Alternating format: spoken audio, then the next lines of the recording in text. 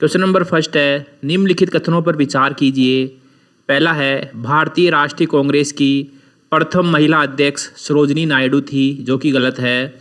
भारतीय राष्ट्रीय कांग्रेस की प्रथम महिला अध्यक्ष थी एनी बेसेंट, जो कि 1917 के कलकत्ता अधिवेशन में अध्यक्षा बनी थी।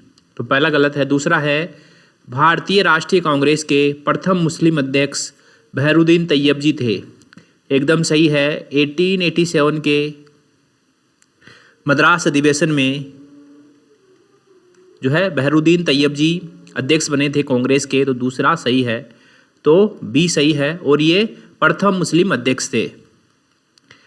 क्वेश्चन नंबर 2 है, रेड क्लिफ समिति किस लिए नियुक्त की गई थी? तो रेड क्लिफ समिति भारत पाकिस्तान के विभाजन के समय भारत और पाकिस्तान के बीच सीमाओं को निर्धारित करने के लिए नियुक्त की गई थी। क्वेश्चन नंबर 3 है, 1927 की बटलर कमेटी का क्या उद्देश्य था?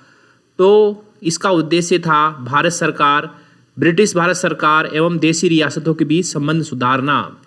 ब्रिटिश भारत सरकार एवं देशी रियासतों के बीच संबंध सुधारना बटलर कमेटी का उद्देश्य था। क्वेश्चन नंबर 4 है, भारतीय स्वतंत्रता संघर्ष के संदर्भ में निम्नलिखित घटनाओं पर विचार कीजिए। पहला है, रॉयल इंडियन नेवी में गदर, तो ये 1946 की घटना है। भारत छोड़ो आंदोलन का प्रारंभ 1942 में हुआ और द्वितीय गोलमेज सम्मेलन 1931 की घटना है। तो इसको हमको सही काल अनुक्रम के अनुसार जमाना है, तो सबसे पहले 3, फिर 2, फिर 1। इसमें ऑप्शन सी हमारा आंसर हो जाएगा। नेक्स्ट क्वेश्चन है, क्वेश्चन नंबर 5, बर्नियर के संदर्भ में निम्नलिखित कथनों में से कौन सा सही नहीं है? ए है, बर्नियर ने भारत के विषय में तुलनात्मक अध्ययन किया। ठीक है, भारत की तुलना बर्नियर यूरोप से करता था और विशेषकर जो है फ्रांस से करता था। ठीक है, और वह ये साबित करना चाहता था कि जो भारत है, भारत की स्थिति यूरोप की तुलना में तुच्छ है, निम्न स्थिति है। ठीक है, उसने travels in the Mughal empire लिखी, एकदम सही है। उसने जो है एक पुस्तक लिखी भारत के बारे में, travels in the Mughal empire, सही है। पहला भी सही है, दूसरा भी सही है। तीसरा है, बर्नियर के अनुसार भारत में निजी भूस्वामित्व का अभाव था।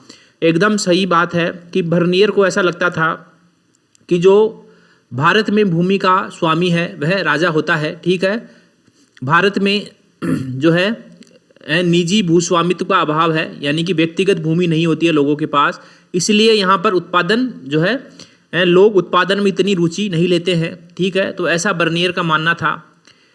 डी है, उसके वर्णन के अनुसार भारत में अमीर तथा सबसे गरीब के बीच मध्यम वर्ग है, गलत। बर्नियर के अनुसार भारत में 2 ही क्लास है, 2 ही वर्ग है, एक तो अमीर वर्ग और एक सबसे गरीब वर्ग, मध्यम वर्ग यहाँ अस्तित्व में नहीं है उसके अनुसार। तो इसमें हमारा डी ऑप्शन सही जो है, डी ऑप्शन हमारा आंसर हो जाएगा। क्वेश्चन नंबर 6 है, मुगल काल में वली अहद निम्नलिखित में से किसको कहा जाता था? तो मुगल काल में वली अहद कहा जाता था उत्तराधिकारी को, उत्तराधिकारी को वली अहद कहा जाता था। क्वेश्चन नंबर 7 है, मुगल उत्तराधिकारियों द्वारा लड़ी गई लड़ाइयों में औरंगजेब और दारा शिकोह के बीच लड़ी गई लड़ाइयों का काल अनुक्रम लगाइए। तो धर्मत की लड़ाई लड़ी गई 15 अप्रैल 1658 में, धर्मत की लड़ाई 15 अप्रैल 1658 में, 1668 में। उसके बाद सामूगढ़ की लड़ाई लड़ी गई, ये 29 मई 29 मई को, और ये भी 1658 में लड़ी गई, 1668 में। और देवराल की लड़ाई लड़ी गई मार्च 1659 में, 1659 में। ठीक है, तो इसमें बी ऑप्शन सही हो जाएगा, धर्मत की लड़ाई, सामूगढ़ की लड़ाई और देवराल की लड़ाई। क्वेश्चन नंबर 8 है, सूची फर्स्ट को सूची सेकंड से सुमेलित कीजिए तथा सूचियों के नीचे दिए गए कूटों के सही उत्तर चुनिए। सूची फर्स्ट में है लेखक और सूची सेकंड में है उनसे संबंधित रचनाएं। तो मुल्ला दाऊद ने चंदायन की रचना की थी, दामोदर कवि ने पद्मावती कथा की रचना की थी, सोमनाथ ने राग विबोध की रचना की थी और अमीर खुसरो ने आशिका की रचना की थी। मुल्ला दाऊद ने चंदायन की रचना की। दामोदर कवि ने पद्मावती कथा की रचना की। सोमनाथ ने राग विभोद की रचना की और अमीर खुसरो ने आशिका की रचना की। तो ए में आएगा 1, इसमें है, इसमें है, तो ये सी कट गया। बी में आएगा 3, बी में 3, इसमें है, तो ये 2 कट गए। और सी में आएगा 4, सी में 4 केवल बी में है, तो इसमें बी ऑप्शन हमारा आंसर हो जाएगा। क्वेश्चन नंबर 9 है, मौर्य साम्राज्य के प्रशासन के संदर्भ में निम्नलिखित कथनों में से कौन से कथन सही हैं? ठीक है, पहला है सन्निधाता मूल्यांकन और कर संग्रह का शीर्ष प्राधिकारी था। ये गलत है। मूल्यांकन और कर संग्रह का शीर्ष प्राधिकारी होता था समाहर्ता। मूल्यांकन और कर संग्रह का शीर्ष प्राधिकारी समाहर्ता होता था। और जो सन्निधाता था, इसका काम था राजकोष और भंडार गृह का प्रमुख संरक्षक होता था। ये राजकोष और भंडार गृह का प्रमुख संरक्षक होता था सन्निधाता। ओके, तो पहला गलत है। दूसरा है अशोक ने विभिन्न सामाजिक समूहों तक धर्म का प्रसार करने के लिए धम्म महामात्र नियुक्त किए थे। एकदम सही बात है, तो इसमें बी ऑप्शन हमारा सही हो जाएगा। क्वेश्चन नंबर 10 है, बौद्ध धर्म के संदर्भ में निम्नलिखित कथनों पर विचार कीजिए। पहला है वे मध्यम मार्ग को मानने वाले थे। वे मध्यम मार्ग को मानने वाले थे, एकदम सही है। जो बौद्ध धर्म का सिद्धांत, प्रमुख सिद्धांत, वे मध्यम मार्ग है।